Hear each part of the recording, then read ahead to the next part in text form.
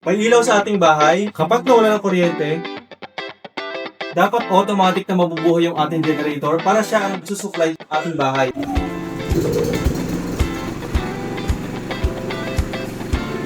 Hintayin na lang natin na magkaroon ng supply.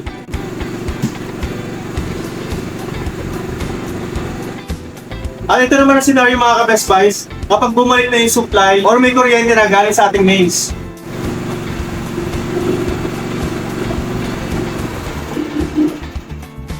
So ganoon lang, kapag nawala yung kuryente, dapat mabubuhay yung ating generator para siya yung mag-supply sa ating bahay. At kapag bumalik naman yung kuryente, automatic namang mamamatay yung ating generator to give way para sa power ng ating mains. Kung wala ka nang alalahanin pa in the middle of the night, any time of the day, kahit pa yung naiwan sa bahay mo ay mga matatanda, bata, may kapansanan, at nangangailangan ng consistent na supply ng power, you can never go wrong with Philgim 4200.